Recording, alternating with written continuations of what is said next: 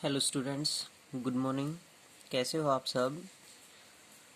आज हम +2 class chemistry में फोर्थ यूनिट स्टार्ट कर रहे हैं, जो है केमिकल काइनेटिक्स। केमिकल काइनेटिक्स क्या होती है? सबसे पहले ये जो कोई भी हमारी यूनिट होती है, उस यूनिट को स्टार्ट करने से पहले जो कोई भी यूनिट्स का नेम होता है, उस यूनिट में लगभग उसकी 50% नेमिंग में ही प्रेजेंट होती है। इसलिए हम सबसे पहले जो केमिकल काइनेटिक्स है उसके बारे में स्टडी करेंगे, फिर उसके बाद उसकी डीपली स्टडी करेंगे। तो फर्स्ट है केमिकल काइनेटिक्स। जो हमारी यूनिट है केमिकल काइनेटिक्स, वो केमिकल काइनेटिक्स क्या होती है? देखो, केमिकल्स का मीनिंग तो आप 10th क्लास में भी 9th क्लास में भी पढ़ चुके हो कि केमिकल्स होते क्या हैं। लेकिन यहाँ पर बात होती है काइनेटिक्स की। काइनेटिक्स क्या है? तो केमिकल काइनेटिक्स है the branch of chemistry which deals with the study of speed. यानी ब्रांच ऑफ केमिस्ट्री, यानी केमिस्ट्री की वो ब्रांच है which deals with the study of the speed. जो किसके बारे में स्टडी करवाती है? स्पीड के बारे में। स्पीड मतलब कि कोई भी हमारे पास रिएक्शन है वो कितनी फास्ट हो रही है, कितनी स्लो हो रही है, यानी उसका रेट कितना है, कितनी रेट के साथ वो इंक्रीज हो रही है, कितनी रेट के साथ डिक्रीज हो रही है, उसकी स्पीड कितनी है। और the rate of chemical reaction, यानी जो भी हमारे पास रेट ऑफ रिएक्शंस है उसके ऊपर डिपेंड्स होती है। And the factors affecting the rate of reaction, और कौन कौन से फैक्टर्स हैं जो रेट ऑफ रिएक्शंस को प्रभावित कर रहे हैं। यानी हमारी रेट ऑफ रिएक्शन है वो स्लो स्टेप में हो रही है तो किस वजह से हो रही है, किस कैटालिस्ट की वजह से हो रही है, कौन से फैक्टर्स हैं जिस वजह से हमारे पास वो रिएक्शन पॉसिबल हो रही है। And the mechanism by which the reaction proceeds is known as chemical kinetic। और मैकेनिज्म, वो mechanism by which the reaction proceeds, जिस वजह से रिएक्शंस पॉसिबल होती है, are known as the chemical kinetics. वो क्या कही जाएगी? केमिकल काइनेटिक्स कही जाएगी। तो सिंपली हम क्या कह सकते हैं कि केमिकल काइनेटिक्स केमिस्ट्री की वो ब्रांच है जो किसी भी रेट ऑफ रिएक्शंस, यानी किसी भी रिएक्शंस के होने के लिए पॉसिबिलिटी डिनोट्स करती है। वो क्या है? Chemical kinetics. चाहे उसमें हमारे पास जो स्पीड है, चाहे उसके फैक्टर्स है, चाहे उसके मैकेनिज्म है, वो सभी उसमें प्रोसेस्ड है, वो हमारे पास क्या होती है? केमिकल काइनेटिक्स होती है। नेक्स्ट है classification of the reaction on the basis of rates. यानी अभी हमने बोला कि जो हमारी केमिकल काइनेटिक्स में रिएक्शंस पॉसिबल हो रही है वो स्लो हो रही है या फास्ट हो रही है, तो वो क्या है? उसके रेट्स है किसी भी रिएक्शंस की। यानी जो रिएक्शंस है वो कितने फास्ट स्टेप से हो रही है, कितने स्लो स्टेप से हो रही है, वो क्या है? उसके रेट्स पे डिपेंड्स होती है कि जो कोई भी रिएक्शन है वो फास्ट में हो रही है, स्लो में हो रही है।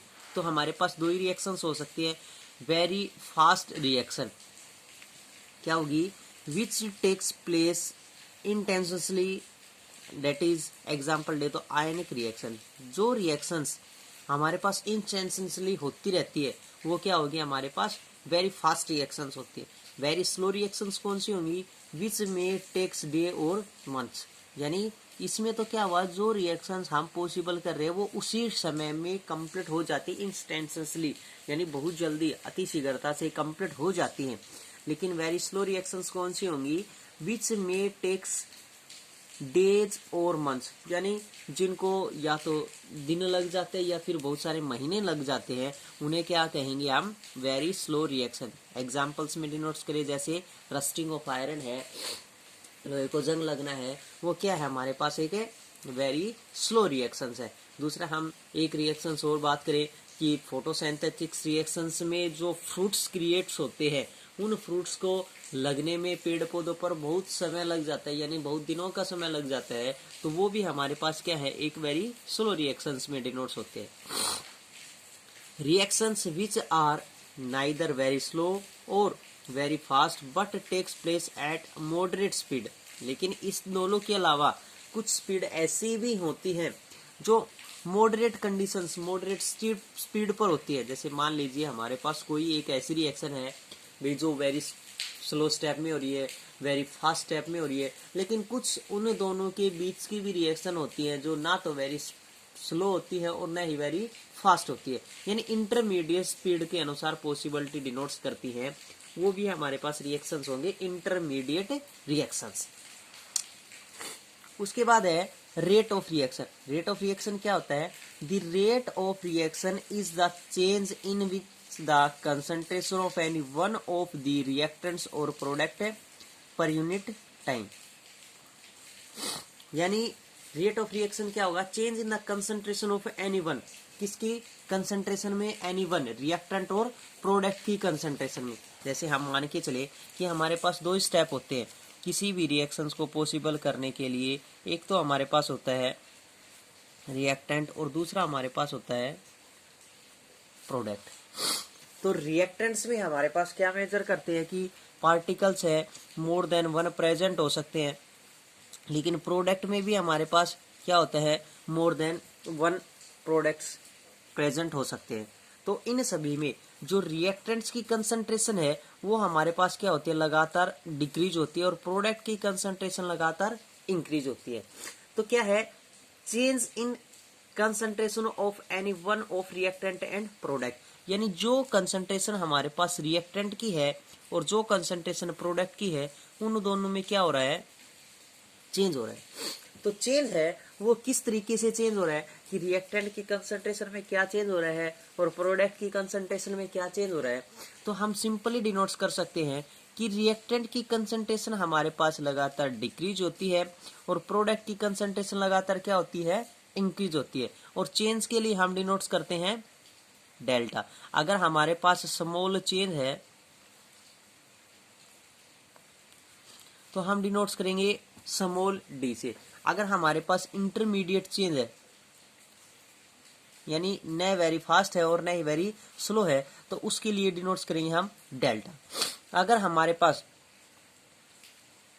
वेरी फास्ट चेंज है तो हम डिनोट्स करेंगे डेल्टा ही, लेकिन उसको कैपिटल डेल्टा से डिनोट्स करेंगे क्योंकि उस ट्रायंगल्स जो हम बना रहे हैं, जो डेल्टा बना रहे हैं, उसमें जो राइट साइड का पोर्शन होगा वो क्या होगा? डार्क होगा।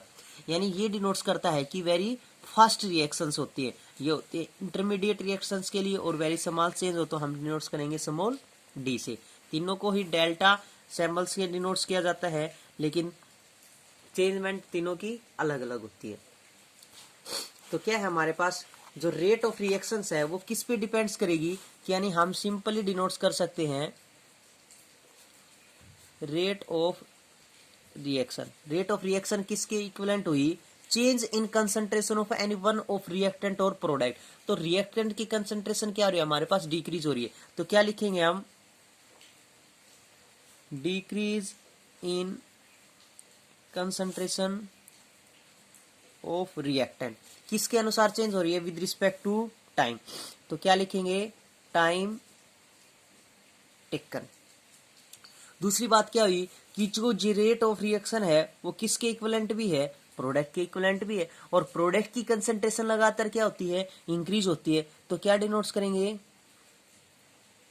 Increase in concentration of product. और वो भी किसके अनुसार पॉसिबल होती है? Time taken. तो क्या लिखेंगे? Time taken. तो लगातार हमारे पास रेट ऑफ रिएक्शन है वो किसके इक्विवेलेंट हो गया? हमारे पास change in concentration of any one of the reactant और प्रोडक्ट। यानी हमारे पास रिएक्टेंट की भी कंसंट्रेशन होगी उसमें इंक्लूड और प्रोडक्ट की भी कंसंट्रेशन इंक्लूड होगी। तो क्या डिनोट्स कर सकते हैं हम? Decrease in concentration of reactant with respect to time या टाइम टेकन, और increase in concentration with respect concentration of product with respect to time taken. तो क्या डिनोट्स कर सकते हैं हम सिंपली इसको कि जो रेट ऑफ रिएक्शन है वो क्या है? Decrease in concentration of reactant. तो डिक्रीज के लिए हम क्या साइन डिनोट्स करते हैं? माइनस। यानी हमारे पास कंसंट्रेशन है वो डिक्रीज हो रही है। डिक्रीज इन कंसंट्रेशन, डिक्रीज के लिए माइनस साइन, और चेंज के लिए हम क्या डिनोट्स करते हैं? Delta. Change in concentration, concentration के लिए डिनोट्स करते हैं कैपिटल ब्रैकेट। किसकी कंसंट्रेशन है? रिएक्टेंट की। तो क्या डिनोट्स कर दिया हमने? Reactant are. किसके कंपैरिजन में है? With respect to time taken या चेंज इन टाइम। चेंज के लिए हम सिंबल डिनोट्स कर रहे हैं क्या? डेल्टा। और टाइम के लिए क्या सिंबल डिनोट्स करते हैं? Small T. उसके बाद क्या है प्रोडक्ट, प्रोडक्ट की कंसंट्रेशन हमारे पास क्या होती है, इंक्रीज होती है, तो इंक्रीज में हम साइन डिनोट्स करेंगे प्लस, चाहे हम साइन नहीं लिख रहे हैं तब भी प्लस माना जाता है, लेकिन जो हम रेट ऑफ रिएक्शंस डिनोट्स करेंगे उसमें प्लस साइन लिखना कंपलसरी है। तो प्रोडक्ट की कंसंट्रेशन के लिए हम डिनोट्स करेंगे plus change in concentration of product with respect to time. अब मान लीजिए ये तो हमने डिनोट कर दिया जब हमारे पास रिएक्टेंट और प्रोडक्ट सिंगल प्रेजेंट है, लेकिन मान लीजिए हमारे पास रिएक्टेंट्स में मोर देन वन प्रेजेंट हो और प्रोडक्ट भी मोर देन प्रेजेंट हो, उस कंडीशंस में हम क्या करेंगे, उस कंडीशन में आपको डिनोट करना है रेट ऑफ रिएक्शंस हमारे पास होगी कि मान लीजिए हमारे पास कोई एक रिएक्शंस है R1 plus R2 is equal to है प्रोडक्ट में P1 प्लस P2 प्रेजेंट है, तो उसके लिए क्या हो जाएगी हमारे पास decrease in concentration minus delta concentration of R1 by delta T is equal to क्या हो जाएगी second minus change in concentration of R2 with respect to delta T is equal to, अब हमारे पास क्या आ चुका है प्रोडक्ट आ चुका है, तो प्रोडक्ट के लिए क्या साइन इस्तेमाल करेंगे plus, plus change in concentration of product P1 with respect to time is equal to plus change in concentration of P2 with respect to time. चाहे हमारे पास more than one reactant present हो, चाहे more than हमारे पास one product present हो, सभी के सभी हमारे पास क्या होंगे एक दूसरे के इक्विवेलेंट होते हैं, और वो किसके इक्विवेलेंट होंगे हमारे पास रेट ऑफ रिएक्शंस के इक्विवेलेंट होंगे, किसके इक्विवेलेंट होंगे रेट ऑफ रिएक्शंस के इक्विवेलेंट होंगे। उसके बाद है कि हमें कई बार क्या दे दिया जाता है वर्ड्स दे दिए जाते हैं जिस वजह से हमें क्या पता चले कि वो कंसंट्रेशन रिएक्टेंट की है या प्रोडक्ट की है। अगर आपको ये वर्ड मिले डिक्रीज, डिकम्पोज और डिक्रीज, डिकम्पोज, इस प्रकार के वर्ड मिलते हैं तो हम डिनोट्स करेंगे कि उसमें हमारी रिएक्टेंट्स क्या हो रही है डिक्रीज हो रही है, और वो किसकी है हमारे पास रिएक्टेंट की है। उसके बाद अगर हमारे पास क्या मिलते हैं increase, composed, formation, produce, as a result, तो उन सभी में हमारे पास कंसंट्रेशन किसकी होगी, कंसंट्रेशन होगी हमारे पास प्रोडक्ट की, क्योंकि जब हमारे पास क्या होता है इंक्रीज होता है, कंपोज होता है, फॉर्मेशन होता है, प्रोड्यूस होता है, या कोई भी हमारे पास रिजल्ट क्रिएट होता है, तो वो किसकी कंसंट्रेशन को डिनोट करते हैं, प्रोडक्ट की कंसंट्रेशन को डिनोट करते हैं। तो नेक्स्ट इसी में है हमारे पास। उसके बाद हम स्टडी करेंगे units of rate of reaction, यानी जो हमारे पास रेट ऑफ रिएक्शन है उसकी यूनिट क्या होती है। अभी तो हमने स्टडी कर ली कि जो रिएक्शंस हमारे पास वो with respect to time increase हो रही है, with respect to time decrease हो रही है, तो हम उसको किस तरीके से डिनोट्स करेंगे। तो उसके लिए हम सिंपली डिनोट्स करेंगे कि जो हमारे पास कंसंट्रेशन अभी हमने बोला क्या है change in concentration of reactant और product with respect to time. अब सबसे पहले बात आई इसकी जगह हम क्या डिनोट्स कर सकते हैं, प्रोडक्ट भी डिनोट्स कर सकते हैं, change in concentration of product with respect to time. तो हमारे पास कंसंट्रेशन क्या है रिएक्टेंट्स की है या प्रोडक्ट की है, तो हमें तो कंसंट्रेशन में क्या डिनोट्स करनी है, और कंसंट्रेशन की यूनिट्स क्या होती है हमारे पास मोल पर लीटर, और टाइम हमारे पास क्या है रिएक्ट किसमें है डिनोमिनेटर में है, डिनोमिनेटर में भी हमारे पास किसमें जाएगी माइनस टर्म में यूनिट जाएगी, और किसकी यूनिट हमारे पास टाइम की, और टाइम की यूनिट क्या होती है सेकंड, तो क्या हो जाएगी मोल पर लीटर पर सेकंड। तो हमारे पास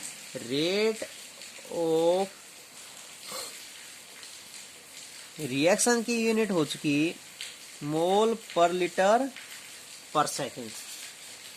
तो यूनिट्स क्या होती है हमारे पास, मोल पर लीटर पर सेकेंड। तो क्या लिख डिनोट्स करेंगे हम यूनिट्स में, since concentration is usually expressed in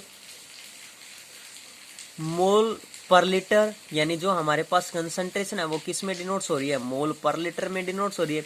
and the time is taken in second, और जो हमारा टाइम है वो किस में हो रहा है, सेकंड में हो है, मिनट में है, या फिर हमारे पास आवर्स किसी में भी कंसर्ट हो रहा है।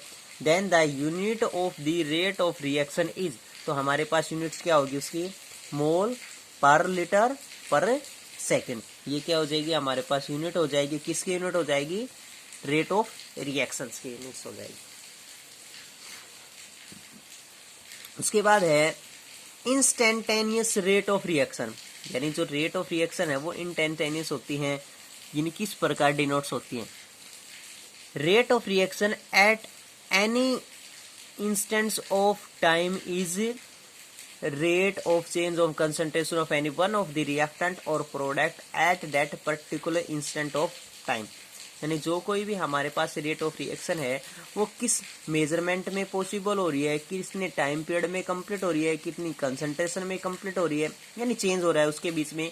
एनी वन ऑफ रिएक्टेंट और प्रोडक्ट, चाहे वो रिएक्टेंट में है या फिर प्रोडक्ट में है, वो सभी हमारे पास क्या होती है, एक दूसरे के इक्वलेंट होती है। तो हम क्या डिनोट्स कर सकते हैं, rate of instants is equal to limit, यानी हमारे पास लिमिट होगी, क्या लिमिट होगी कि वो वेरी फास्ट रिएक्शंस में है, वेरी स्लो में है, या इंटरमीडिएट स्टेप में कंप्लीट हो रही है।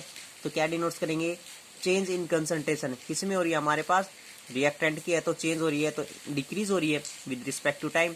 और प्रोडक्ट की है, देखो यहाँ पर क्या आएगा हमारे पास, अगर हमारे पास कंसंट्रेशन प्रोडक्ट की है तो प्रोडक्ट के लिए हम क्या डिनोट्स करेंगे, प्लस साइन डिनोट्स करते हैं, change in concentration of product with respect to time, और सभी में हम क्या है, एक दूसरे के इक्विवेलेंट होते हैं। उसके बाद नेक्स्ट टॉपिक है इसमें, फैक्टर्स अफेक्टिंग या factor influences the rate of reaction, कि अभी तक हम जो रेट ऑफ रिएक्शंस के बारे में स्टडी कर रहे हैं कि जो रेट ऑफ रिएक्शंस है हमारे पास वेरी स्लो स्पीड में कंप्लीट हो रही है, वेरी फास्ट स्पीड में कंप्लीट हो रही है, तो वो कौन कौन से फैक्टर्स हैं जो रेट ऑफ रिएक्शंस को अफेक्ट करते हैं, यानी जिस वजह से रेट ऑफ रिएक्शन है स्लो हो सकती है, रेट ऑफ रिएक्शन फास्ट हो सकती है, या फिर जिन वजह से रेट ऑफ रिएक्शन पॉसिबल होती है। तो वो है, फर्स्ट है नेचर ऑफ रिएक्टेंट, क्योंकि हमारे पास रिएक्टेंट पार्टिकल्स प्रेजेंट होते हैं, प्रोडक्ट पार्टिकल्स प्रेजेंट होते हैं, और जो रेट ऑफ रिएक्शन होती है वो रिएक्टेंट पे ही डिपेंड होगी, क्योंकि रिएक्टेंट से ही हमारे पास क्या क्रिएट होते हैं, प्रोडक्ट क्रिएट होते हैं। तो सबसे पहले तो हमें क्या चाहिए, रिएक्टेंट। तो रिएक्टेंट क्या होंगे, नेचर ऑफ द रिएक्टेंट, सबसे पहले किस पे डिपेंड करेगी, नेचर ऑफ रिएक्टेंट पे डिपेंड करेगी। तो नेचर ऑफ रिएक्टेंट क्या है, rate of reaction is depend on the nature reactant, rate of reaction किस पे डिपेंड करती है, नेचर ऑफ रिएक्टेंट्स पे भी डिपेंड करती है। नेक्स्ट है second point, concentration of reactants, किसकी कंसंट्रेशन पे भी डिपेंड्स करती है, रिएक्टेंट्स की कंसंट्रेशन पे भी डिपेंड करते हैं। Greater is the concentration of reactants, faster is the reaction, यानी जितने भी हमारे पास कंसंट्रेशन किसकी, रिएक्टेंट्स की कंसंट्रेशन ज्यादा होगी, रिएक्शन उतनी ही फास्ट होगी। थर्ड पॉइंट है temperature, rate of reaction increase with increase the temperature, rate of reaction है टेम्परेचर के इंक्रीज होने से क्या हो जाती है, इंक्रीज हो जाती है। In some cases reaction takes place at higher than room temperature, यानी जो रूम टेम्परेचर के कंपैरिजन में कुछ केसेज में क्या हो जाती है, हायर हो जाती है। नेक्स्ट पॉइंट है surface area of the reactants, यानी जो सरफेस एरिया है रिएक्टेंट्स का उस पर भी डिनोट्स करती है कि हमारे पास रिएक्शन है वो स्लो है या फास्ट है। जैसे सरफेस एरिया की बात करें तो क्या है, जैसे आप कपड़े धोने के बाद उनको सुखा देते हैं फैलाकर तो जल्दी सूख जाते हैं, अगर हम उनको फैलाकर नहीं सुखाते हैं तो जल्दी नहीं सूखते हैं, क्योंकि सरफेस एरिया जितना ज़्यादा लार्ज हो जाता है उतना ही ज़्यादा इवोपरेशन प्रोसेस ज़्यादा होगा, और इवोपरेशन प्रोसेस ज़्यादा होने से जल्दी वाटर है इवोपरेट हो जाता है। फॉर ए, तो क्या होगा, surface area of the reactant for a reaction involving a solid reactant और catalyst the smaller is the particle size that is greater is the surface area and faster is the reaction. जितना हमारे पास particles का size छोटा होगा और greater surface area जितना ज़्यादा होगा, रिएक्शन उतनी क्या होगी, फास्ट होगी।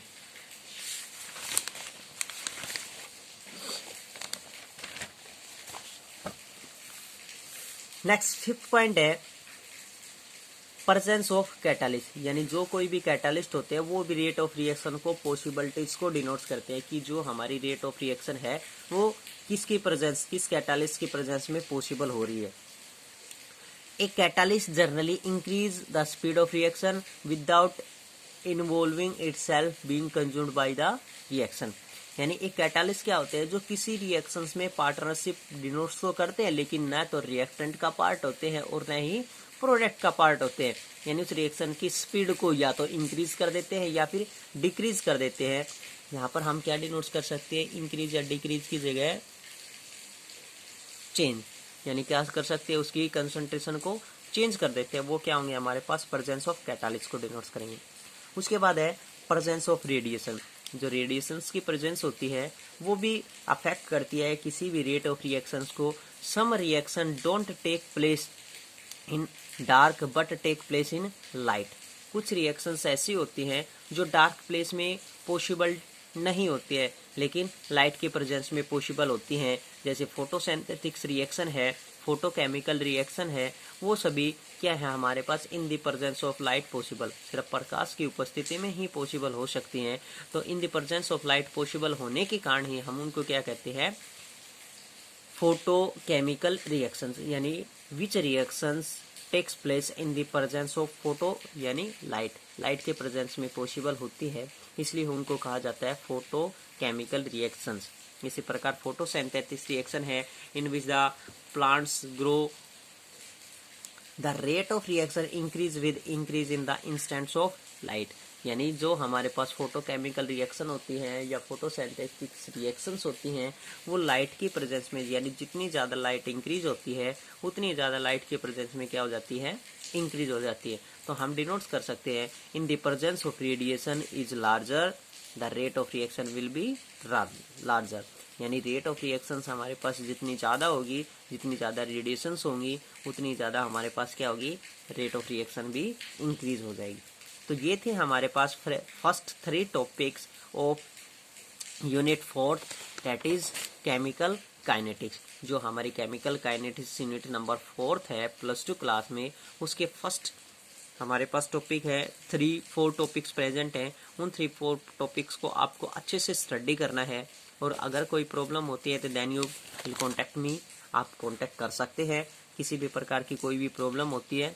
Thank you.